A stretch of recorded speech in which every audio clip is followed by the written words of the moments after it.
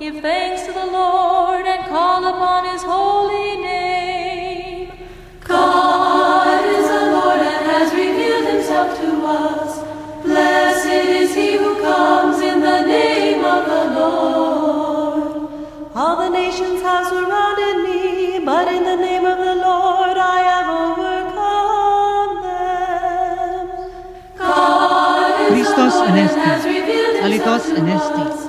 Blessed is Christ he is who risen. comes in the name He is of risen the indeed. Lord. This has been done Doxa by si the o Theo. Lord, and it is Glory to wonderful God. in our eyes. Sumasa inyo pumuli ang programang Boses Ortodoxia or The Voice of Orthodoxy. And we are airing to you live at DWPS FM 91.1 MHz. And you can also watch or listen to us in live stream and on YouTube at Orthodox Bicol.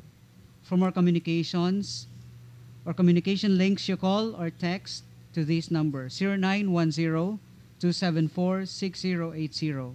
Again, ulitin ko po, 0910-274-6080.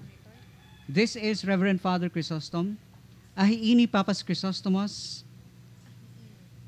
Parish Priest of the Holy Martyr Saint Eleftherios Orthodox Church, Gubat, Sorsogon, Philippines, now on air.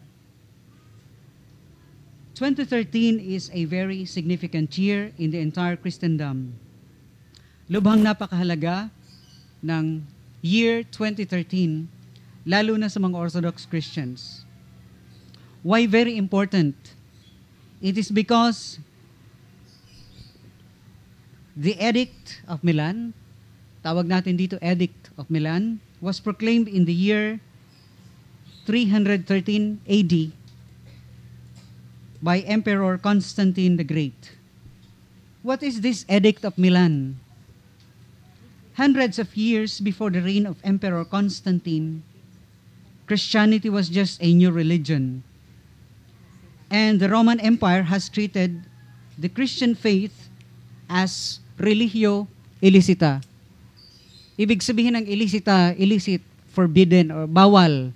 Bawal na relihiyon. Yun ang unang paglabas ng pananampalatayang Kristiyano. Illicit religion o bawal. And this was the treatment of the Roman Empire of this so-called new faith or Christian religion. However, in the reign of Constantine the Great, Christianity was accepted in the Roman Empire. Inalis na ang pagbawawal nito, na no longer illicit religion but was also accepted like other religions in the Roman Empire because there were so many religions then in the Roman Empire, so many beliefs. And Christianity was one of those. And the very first step done by Constantine the Great, itong una niyang ginawa na hindi na niya ipinagbawal, tinanggap na sa buong Roman Empire ang sinasabing new faith or Christian religion. And the second step na ginawa ni Constantine the Great, hindi lamang niya ipinatupad ang Christian religion as accepted religion in the entire Roman Empire. And the second thing that happened in Christian religion is that Christianity was proclaimed as the principal faith of the entire Roman Empire. Ginawa siyang state or imperial religion. But the last thing that Constantine did was the proclamation of the Edict of Milan, making Christian religion as the sole or the only imperial religion of Rome. Wala nang iba. He deposed every religion in his entire empire. And the only religion that reigned in the Roman Empire, in the entire Roman Empire, was the Christian religion. This is because of what we call the Edict of Milan. And so hundreds of years before the reign of Emperor Constantine, nangyari pa ito. But before his reign, yun nga, in the year 313 AD, this great emperor, Constantine, emperor of the Roman Empire, has proclaimed or made Christianity as the sole or the only religion of the entire, ang buong imperyo ng Roma. However, in the reign of Constantine the Great, merong mga pangyayari na napakagaganda. And this is the development of Christianity.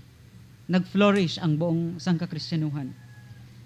And so Christian religion was not only made accepted in the empire, but was made the only and official religion.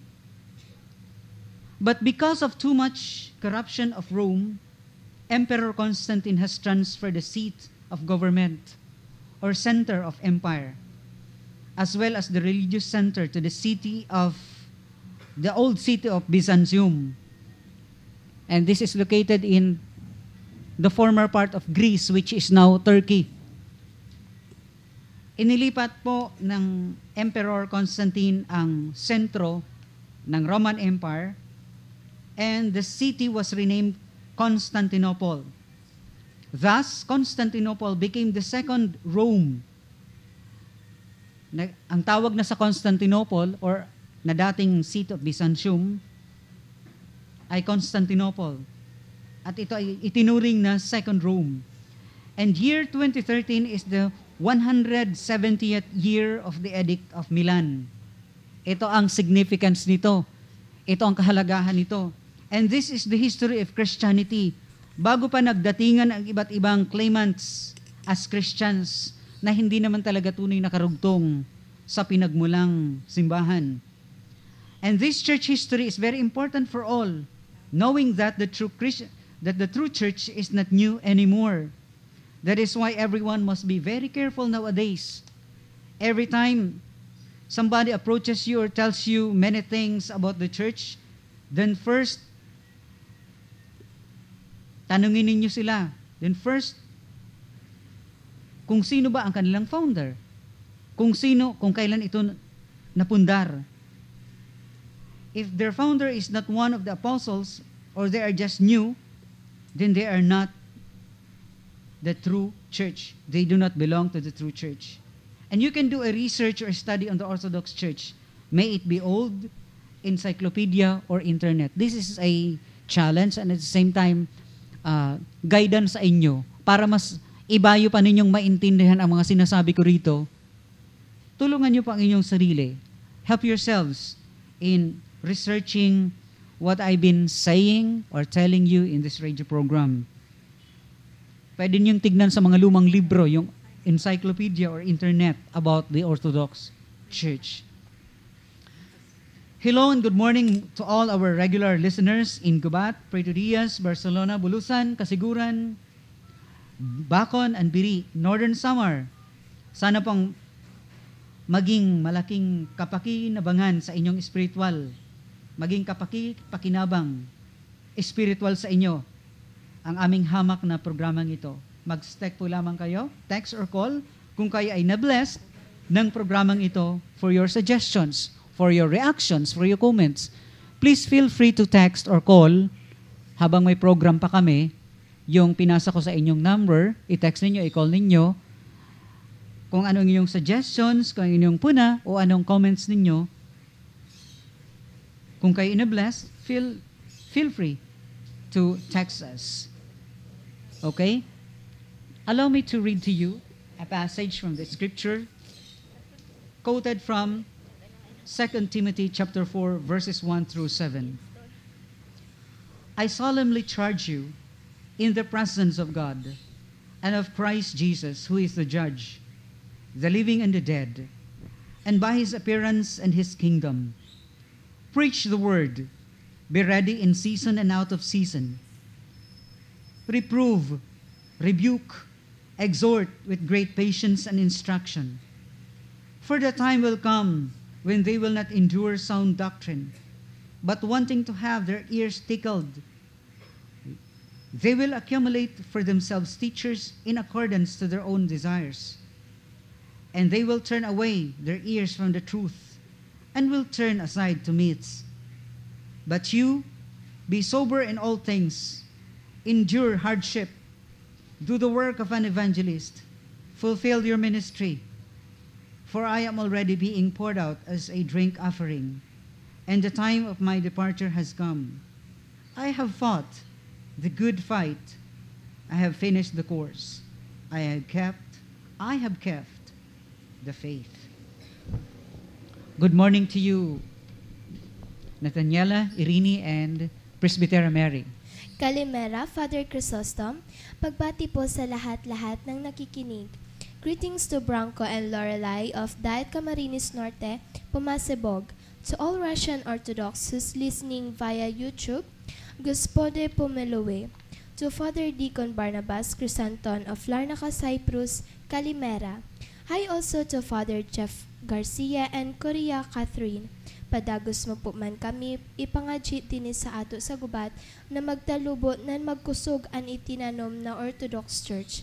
Salamat man po sa danon mo, Father Jeff.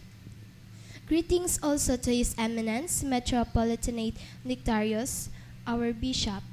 Bless Despota. And of course, I would like to greet my classmates, Lara May Gabuyo and ng Luna Candol, Jerson Capsa and Aurea. Magandang umaga na rin po kay RJ Duba and family dyan sa Calao. Happy listening po sa lahat, and may we thank all our donors and sponsors of this program. May God bless your efforts. And now let's all join Father Chrysostom, our parish priest, to lead us in prayer. Sana po makiisa tayong lahat. In the name of the Father, and of the Son, and of the Holy Spirit. Amen. Aios o Theos, Agios Iskiros, Agios Satanatos, eleison imas, Holy God, Holy Mighty, Holy Immortal, have see mercy on us. Agios o Theos, Agios Iskiros, Agios Satanatos, eleison imas. Glory to the Father, and to the Son, and to the Holy Spirit, now and forever, and to the ages of ages. Amen. All Holy Trinity, have mercy on us. Lord, forgive our sins. Master, pardon our transgressions. Holy One, visit and heal our infirmities for your name's sake. Lord of mercy, Lord of mercy, Lord of mercy. Glory to the Father, and to the Son, and to the Holy Spirit, now and forever, and to the ages of ages. Amen. Our Father, who art in heaven, hallowed be thy name. Thy kingdom come, thy will be done on earth as it is in heaven. Give us this day our daily bread, and forgive us our trespasses, as we forgive those who trespass against us. And lead us not into temptation, but deliver us from evil. So the prayers of our holy fathers, Lord Jesus Christ our God, have mercy on us and save us. Amen. Lord, save your people and bless your inheritance. Grant victory to the Orthodox over their adversaries, and guard your commonwealth with your cross. Glory to the Father, and to the Son, and to the Holy Spirit. You were lifted up upon the cross of your own will. Christ our God, grant your mercy upon the people that bear your name. In your strength, make glad the Orthodox, giving them victory over their adversaries. May they have your alliance as a weapon of peace, an invincible trophy, now and forever, into the ages of ages. Amen. O awesome and ever-present protection, do not overlook, O gracious one, our supplications. Most praised Theotokos, establish the Orthodox people, Save those whom you have called to govern, and grant them victory from above. For you, Blessed One, have given birth to God. Have mercy on us, O God, according to your great mercy. We pray to you, hear us and have mercy. Lord of mercy, Lord of mercy, Lord of mercy. Let us pray for pious and orthodox Christians. Lord of mercy, Lord of mercy, Lord of mercy. Let us pray for our Bishop Nectarius. Lord of mercy, Lord of mercy, Lord of mercy. For you are merciful and loving God, and you will give glory to the Father, and to the Son, and the Holy Spirit, now and forever, and to the ages of ages. Amen. In the name of the Lord, Father, give the blessing. Glory to the whole and consubstantial, life-giving, and undivided Trinity always, now and ever, and to the ages of ages. Amen.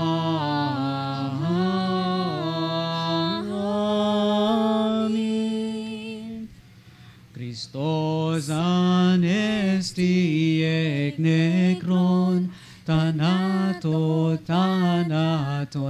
patesas, getis entis nimasi, so en carisamenos. Christos anesti ek nekron, tanaton, patesas, getis entis nimasi, so en carisamenos. Christos anesti ek nekron, tanaton, patesas, getis entis nimasi, so en carisamenos.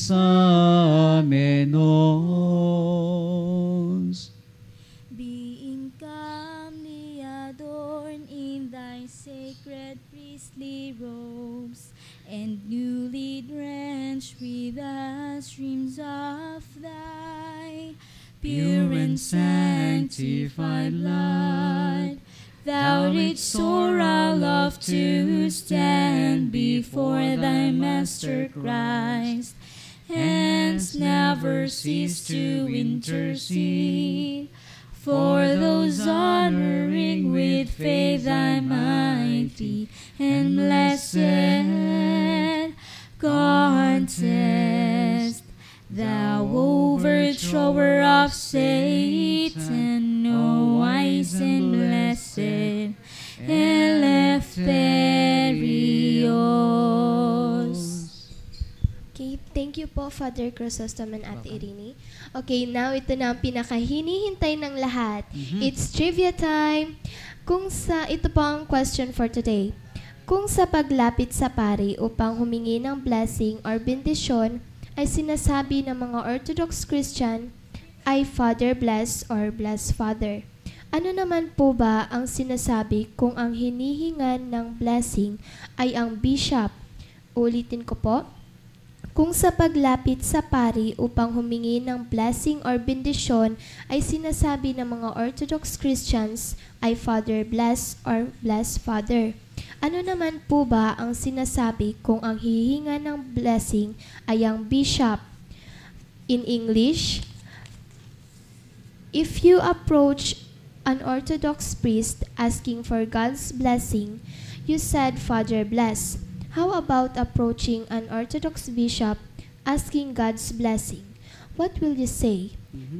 Use the Greek word. That's the clue. Okay, ulitin ko po yung number na text nyo po.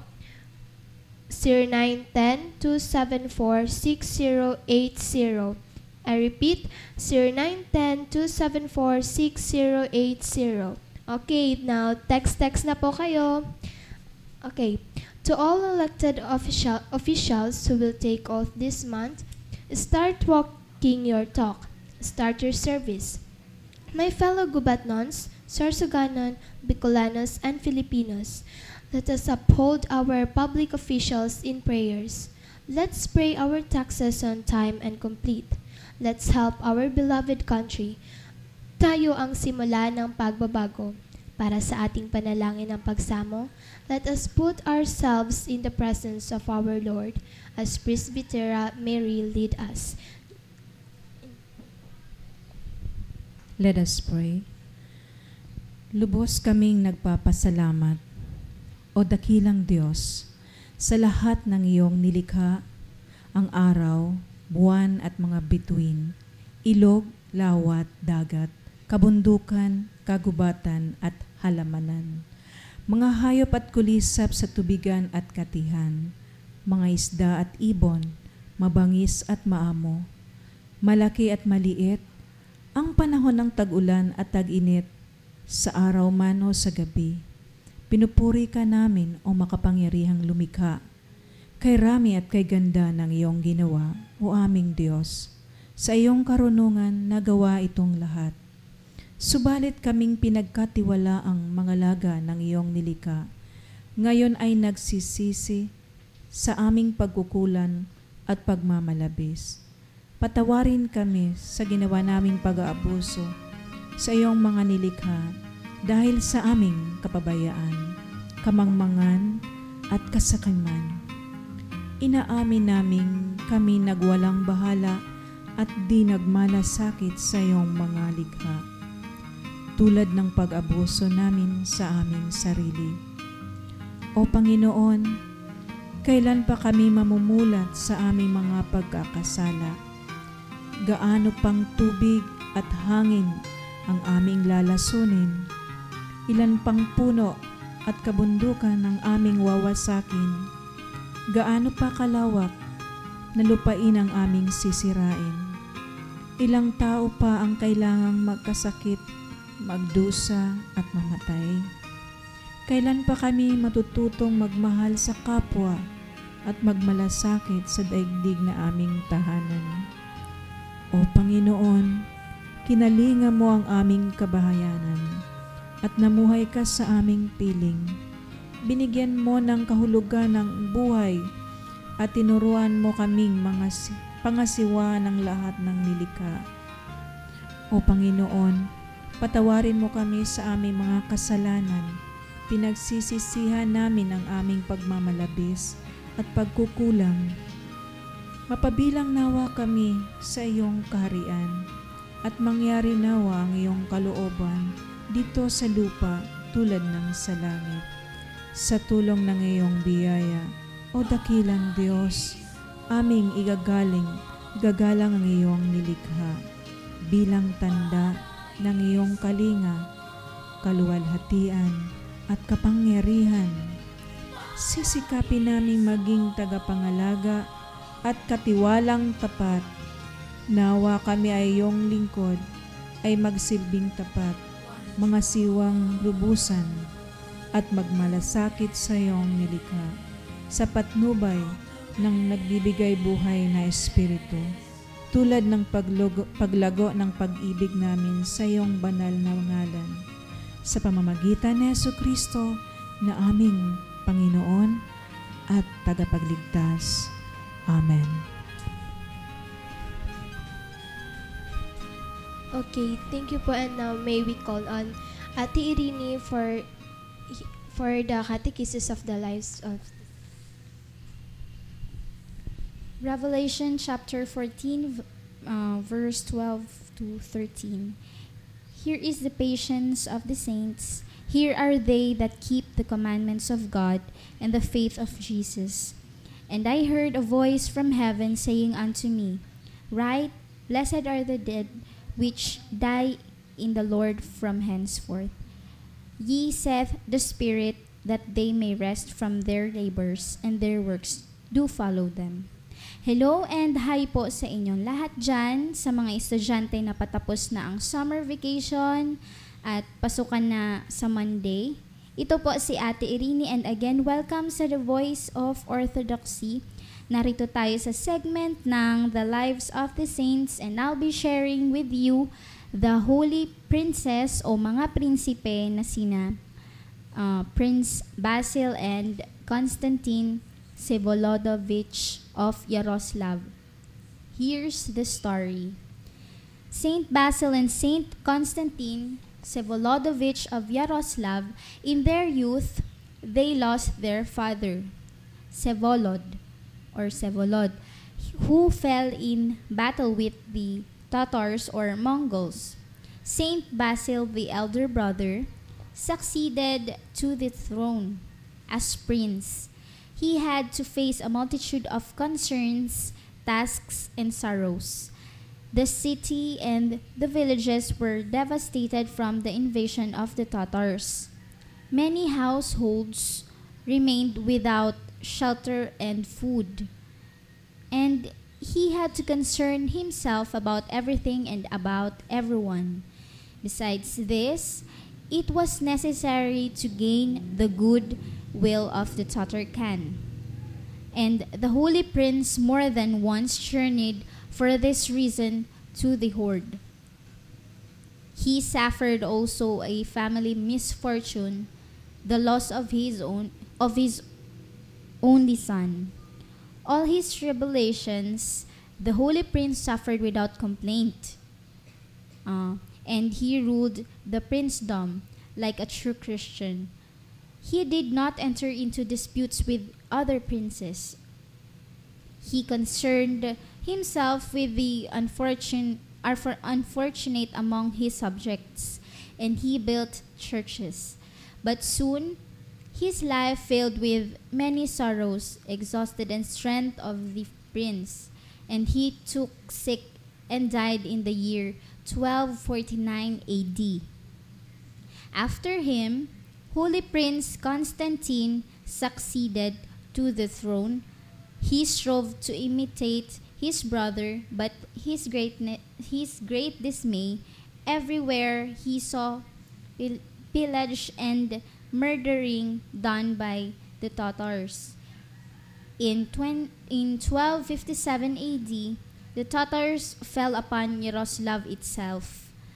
The prince came out to fight them, the enemy, but here in this battle, he gave up his life for his country. In the year 1501 AD, the incorrupt relics of the holy princess were uncovered and now rest in the Yaroslav Cathedral. Alright, mga minamahal na tagapakinig, naway nabigyan inspirasyon sa inyong buhay at kamatayan ng dalawang santo na tinalakay natin ngayon sa ating pakikinig na katekismo ng ating host na si Father Chrysostom. Naway buksan natin ang ating mga puso at isipan. Naway matulungan namin kayo sa inyong spiritual journey. And okay po, sa muli, ito ang inyong lingkod, Ate Irini. Hanggang sa muli, magandang umaga. Thank you po, Ate Irini. May we now call once again our friend, brother, father, catechist, shepherd, and priest, Reverend Father Chrysostom Sarmiento. Good morning to all. Good morning to everybody. We will now have our new subject, or new topic, what we believe about salvation as Orthodox. A question that is often addressed to us.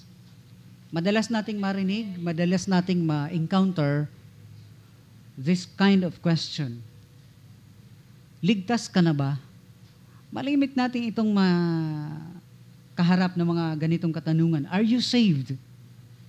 And there are those who delight in using this question in their so-called Christian witnessing. And it's really not a bad question, actually. For it directs our thinking to an all-important subject. But repeated too often, it can become overbearing. A very godly bishop was walking down the street one day when a little girl, very zealous Christian, asked him, "Bishop, ligtas ka na ba?" Ito yung tanong ng isang bata sa isang obispo. "Bishop, are you saved?" And the very kind bishop smiled and said, My dear, dear friend, might I just inquire a little more exactly as to what it is you are asking me? Are you asking me, have I been saved? Sabi ng obispo, pwede bang iklaro ko kung anong eksaktong tanong mo? Pwede ko bang isipin na ganito ang tanong mo? Ako ba ay naligtas na? Or are you asking me, am I now being saved? Eto ba yung tanong mo na eksakto? Ako ba ay ligtas na?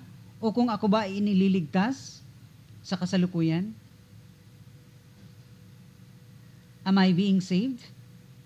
Or are you asking me, shall I yet someday be saved? O sa darating na panahon, ako ba ay maliligtas? Ako ba iligtas na? Ako ba inililigtas na? O maliligtas sa darating na panahon? Ngumiti lamang ngiti ang sagot ng maliit na babae, ng batang babae. But in words, she did not respond. And the bishop said, all of these three are true. If you're asking me if I am saved, I have three answers to your one question. I have been saved. Ako ay iniligtas na. And I am being saved. At ako rin ay kasalukuyan pang nililigtas. It is a continuing process. And I shall be saved. This is by faith. Wala pa, pero inaangking ko na, I shall yet be saved. You see, salvation is comprehensive. It has to do with our past, with our present, and future. We have been saved from sin and death through baptism.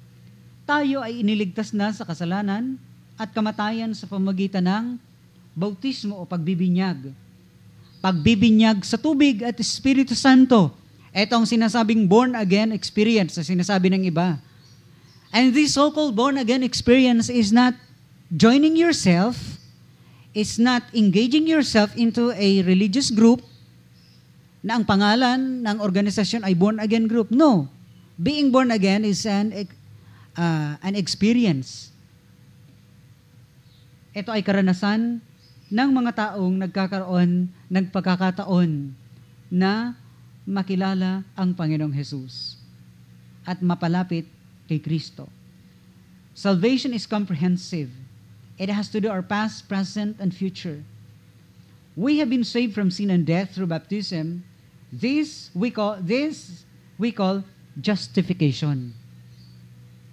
It has to do with the present. Karugtun din ang kaligtasan di lamang sa nakaraan natin, but also our present. We are being saved. Tayo iniligtas na at kasalukuyan pa rin on the process, inililigtas. This has to do with our daily walk and growth in the life of Christ and the Spirit. This we call sanctification. And salvation has to do also with our final glory in Christ. As St. Paul said, when Christ, who is our life, appears, then you also will appear with Him in glory. Colossians 3, chapter 4. That we call glorification or deification or life of theosis in Greek. Another bishop, when asked the question, have you been saved? And he replied, I have. Tinanong siya, kailan ka naligtas? Ang sagot ng obispo, ako ay naligtas noong Biyernes Santo, alas 3 ng hapon, year 33 AD, on a hill outside the city of Jerusalem called Golgotha. So when another bishop was asked this kind of question, have you been saved? He replied, I have. And when you were saved, he asked. And the bishop replied immediately on a Friday afternoon at 3 o'clock in the spring of the year 33 AD, on a hill outside the city of Jerusalem. The place is called Golgotha. Ano po yun?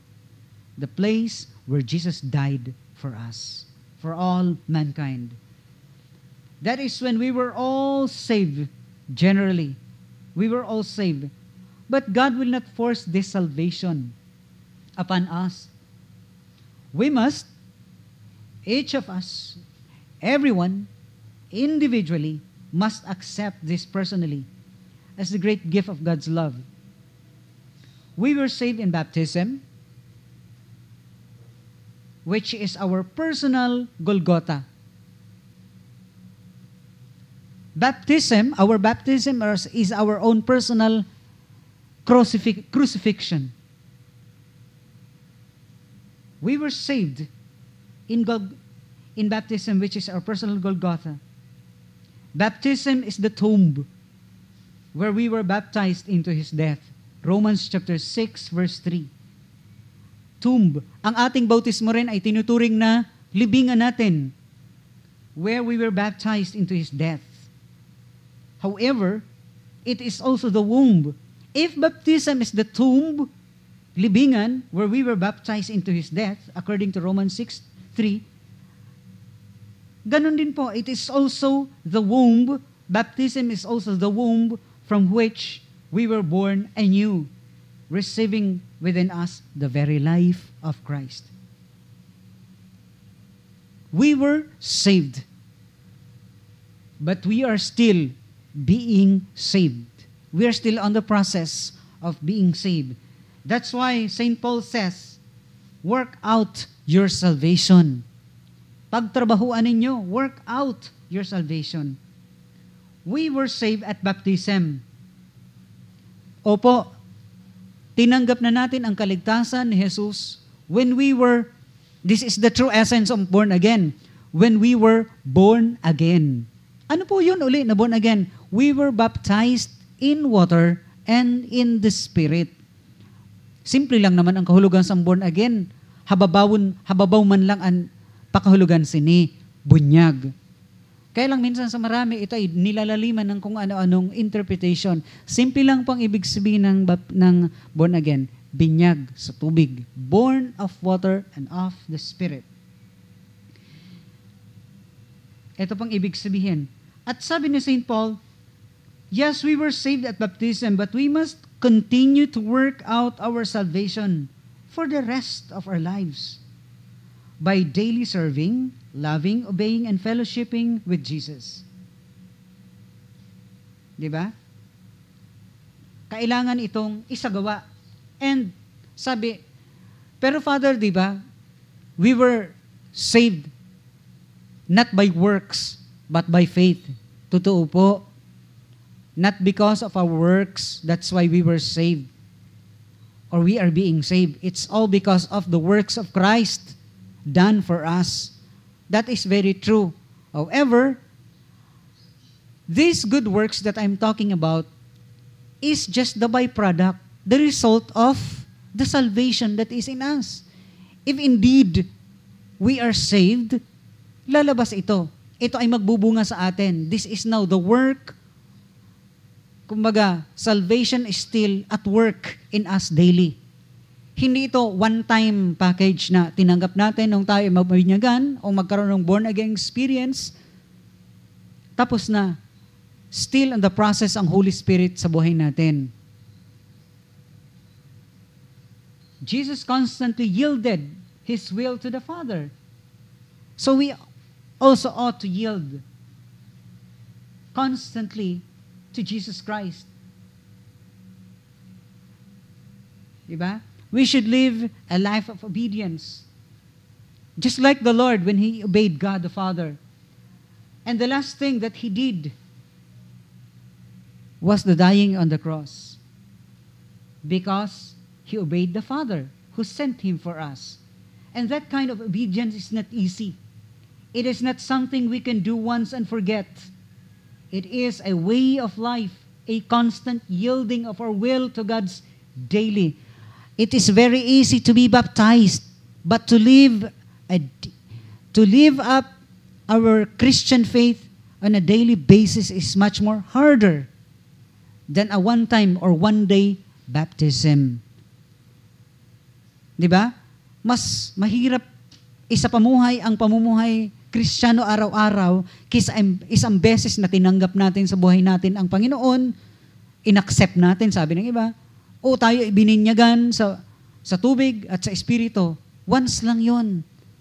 The more harder thing to do is to live Christianity, the Christian life, every day.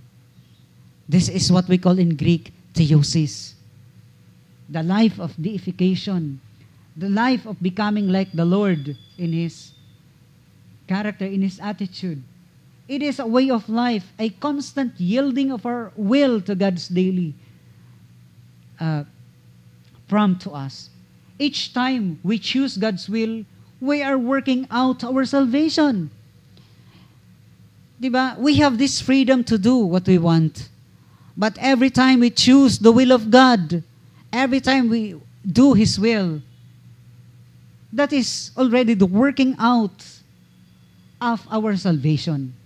In the words of St. Paul, therefore, my beloved, work out your salvation with fear and trembling. Philippians chapter 2, verse 12. We have this what we call daily conversion. So, salvation is at work in us. It's a continuous process. It's a daily growth from one glory to another degree of glory. Di ba sabi natin? From one level to another level of faith. From baby Christianity to a mature Christianity. We need to grow. This is a process of being saved. This is God's process of salvation for us who believe in Him. The daily conversion. The great saints of the church were humble men and women who radiated grace and love.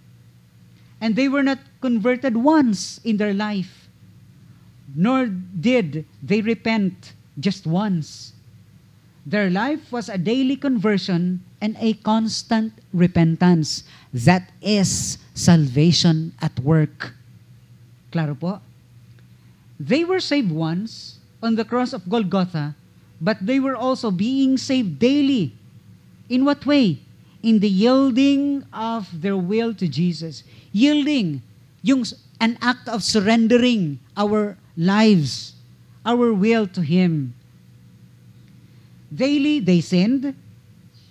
Hindi na ba nagkakasala ang Kristiyano? Yes, they still do. They sin daily. And so, they also repent daily. Daily, they fell and fall short of the glory of God. But at the same time, daily, they rose. We have been saved. Yes, we have been saved. But we are also continually being saved. As what is written, for the word of the cross is folly to those who are perishing. But to us who are being saved, it is the power of God. See? For us who are still being saved. Sabi dito, sapagkat ang mensahe ng krus ay kamangmangan, folly, doon sa mga napapahamak. Subalit sa ating mga naliligtas. Naliligtas is a present tense. Or inililigtas o naliligtas. It is the power of God. Ulitin ko, for the word or for the message of the cross is folly to those who are perishing, but to us who are being saved, it is the power of God. 1 Corinthians chapter 1, verse 18. In the parable of the Pharisee and the tax collector, the proud Pharisee thought that he was saved. Kasi sabi niya, ako ay mabait, ako ay nagtatax, ako ay madalas sumimba, ako ay magandang ugali, ako ay relihiyoso, akong ganito, ako ay ganyan, ako ay ganito. Napakabait ko. I'm holy. I'm holier than others. I'm more righteous than others. So he was thinking that he was already saved. His prayer was, thank God, I have made it. I am where I am supposed to be. Everyone else is below me on the ladder somewhere. I am not like other men. So he tried to compare himself, his holiness with others. Would that they were all as good as I am? It was that kind of spiritual pride that condemned the Pharisee. While the poor tax collector, on the other hand, was on a much lower level of spirituality and virtue, and he knew it. Alam ng makasalanang tax collector na ito na siya ay mababa ang espiritualidad. At ang virtue niya, ang kanyang uri ng pamumuhay. He knew it. He acknowledged his sinfulness. Inamin niya, tinanggap niya ang kanyang pagiging makasalanan. Realizing the unlimited possibilities for growth, he moved on. Sino ang napatawad? Sino ang na-bless? Who was blessed? It was the tax collector, the one who admitted his mistakes, acknowledged his sinfulness, and realizing the unlimited possibilities for growth. He accepted, he confessed his sin to God. And he received the possibilities for growth. He was able to move on. He got out of sin into righteousness, into forgiveness. Being saved is a constant move. Being saved is a constant move. A constant moving toward God. In Orthodox theology, salvation is not static, but dynamic. Salvation is not stagnant, not just a one-time package, a one-time result of a thing done. It is not a completed state. It is not a state of having arrived at, or a state of having made it. But salvation is a constant moving toward theosis, toward becoming like Christ, toward receiving the fullness of God's life. And it can never be achieved fully in this life. Nobody can achieve this fully in this life. And the more the great saints of the church grew in their knowledge of life, the more they realized their imperfections and sinfulness. When a saint was told, "You are a thief," he would agree that he was. Pag sinabi mo sa isang santo na ikaw ay sinungaling, he would agree that he was. Sasabihin niya, opo, ako ay makasalanan, ako ay magnanakaw, ako ay sinungaling. You are a fornicator. You are an adulterer. And they will say, yes, we are. We are sinners. That's why we ask for God's forgiveness. He would agree that he was. The saints realized that we can lie, steal, and fornicate in thought as well as in deed. We can't. Na-realize ng mga santo na hindi tayo pwedeng magsinungaling, magnakaw, o mag-fornicate in thought as well as in deed. Like the sinful tax collector. They prayed the Jesus prayer constantly, Lord, Jesus, Son of God, be merciful to me, a sinner. They were saved at Golgotha, having died and risen with Christ in baptism.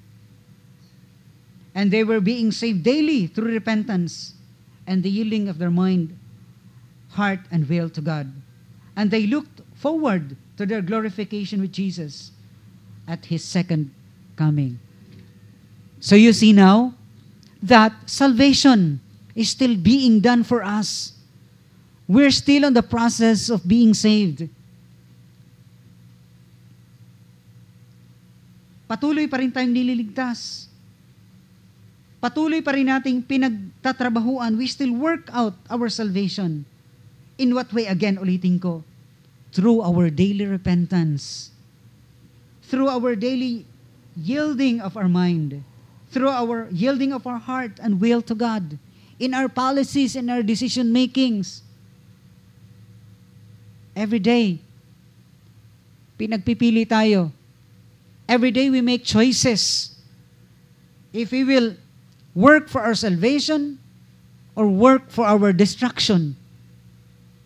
These are the daily choices that we are encountering. So therefore, God is still at work in us, and we must cooperate with Him for salvation to be, for the complete salvation to be upon us. A cry for salvation. People today are not running to church with the question, what must I do to be saved? Nung araw, ang mga tao ay lumalapit kay Kristo, Panginoon, ano pa ba ang dapat kong gawin para kay maligtas? But today, majority of people are not running to church with the question, what must I do to be saved? But when they run to psychiatrists. And when they take large doses of drugs, when they are drowned themselves with alcohol, when they try to resign from the human race, when they complain that life is not worth living and try to commit suicide, what we are doing but not confessing a need, what are they doing? They're not confessing their need. Ano ba ang needs nila? What they need is to be saved from themselves, from sin and death of their daily existence. Napakahalaga po nito. Our inner salvation. The salvation we are looking for is not to be found in education, in alcoholism, in womanizing, in gimmicks. Hindi po natin matatagpuan ang kaligtasan. The salvation we are looking for is not to be found in education or politics, in economics, but in Christ alone. It is a spiritual and inner salvation which in turn produces an outer salvation. Inner salvation will produce an outer salvation. Salvation in the Spirit will produce an outer salvation, bodily, physically, character-wise, outlook, mindset, from negativity to positive, from negative to positive. Change people produce a changed society. Pag ang mga tao sa society ay matataas ang level, ang antas ng pagkatao, mataas din ang uri ng sosyedad, ang komunidad. Pag ang komunidad ay mababa ang uri ng kaisipan ng mga tao, napakababaw din ng kaisipan ng bawat isa. And the peace and the fulfillment we are all searching for can be found in a relationship to God that only Jesus can bring. Jesus said, "Peace I live with you." He said, "My peace I give to you, not as the world gives, do I give to you." Jesus did not come to condemn us because we had become enslaved to sin. He came to save us by breaking the bonds of sin and death. According to Saint Gregory of Nyssa, our nature was sick and needed a doctor. Man had fallen and needed someone to raise him up. He who ceased to participate in the good needed someone to bring him back to it. He who was shut in darkness needed the presence of life. The prisoner who was looking for someone to ransom him, the captive for someone to take his part. He who was under the yoke of slavery was looking for someone to set him free. Nawa ngayong umaga ay nabless tayo sa biyaya ng katekismong ito patungkol sa kaligtasan. May the Lord open our hearts. May we have an open heart to God, to this great catechism that we just have received today. These words, this message, this catechism I gave you today, may the Lord make this grow in our inner heart, that this may affect, this may have complete effect in our outer life. Sana nabiyaan kayo ngayong umaga. Itutuloy ko po ito sa susunod na Sabado. Here endeth my catechesis. Most gracious God, for many years until the fulfillment of the age, you hear the groanings of condemned humanity. Then you sent your Son to save the world. Most of humanity has yet to know the good news. So many still have not heard the good news. And many of us that have heard and have been taught the gospel do not have the interest, the time, the perseverance and zeal to pass on, to share to others what we have received. With your mercy and grace, we fervently ask you, make everyone really know that he needs the salvation that flows from the redemptive works of Jesus Christ. That is our prayer. Help us to open our hearts. Make your grace fall upon us as the dew of salvation, to redeem us, to sanctify us, to justify us, to glorify us, to unite us with Him. In the name of the Father, and of the Son, and of the Holy Spirit. Amen. Christos anesti, alitos anesti. Christ is risen. He is risen indeed. Okay, for now, may winner na po tayo sa trivia from 740. If you approach an Orthodox priest asking for God's blessing, you said, Father bless. How about approaching an Orthodox bishop asking God's blessing? What will you say? Use the Greek word. Ang answer po niya ay blessed despota. Yun po ang tamang sagot at may nag-try rin po si April Ann Escote, taga Payawin, Gubat, Sorsogon.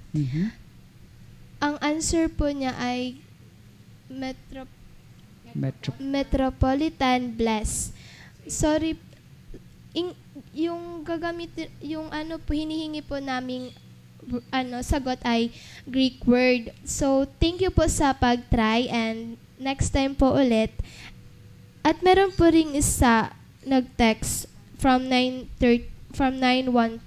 Tama rin po, pero naunahan po tayo ng 740. So, paunahan po ito, kaya try and try po ulit. Okay, congrats. We have a winner. And also, greet ko rin po yung nag-text from 886. Member po siya ng MMAYCC. Good morning po. Sayang, hindi binigay pangalan niya. Ay, parang kilala ko po si Benji Santos po. Okay. Member po siya ng MMAYCC. Good morning rin po. Okay. And I will also like to extend my greetings kay Papa po, kay Sir Onesimus. Advance happy birthday po, Papa.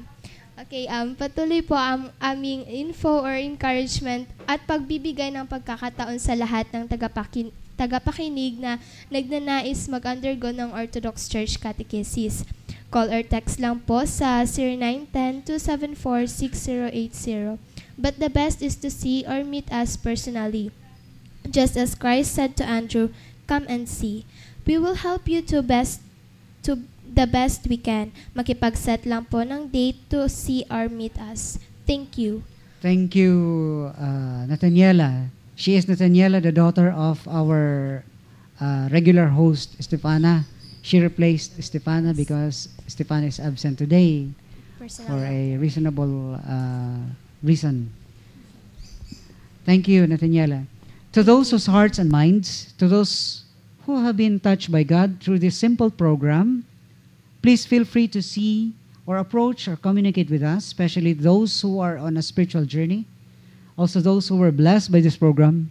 We are giving you the opportunity to help, donate, sponsor for the furtherance of this holy and worthy cause, this, the Voice of the Orthodoxy radio program. Say ago po, I love you, your sauce, goodbye. This is the Voice of Orthodoxy, and this is your program host, Father Chrysostom Sarmiento, temporarily signing off. See you again next time. God bless.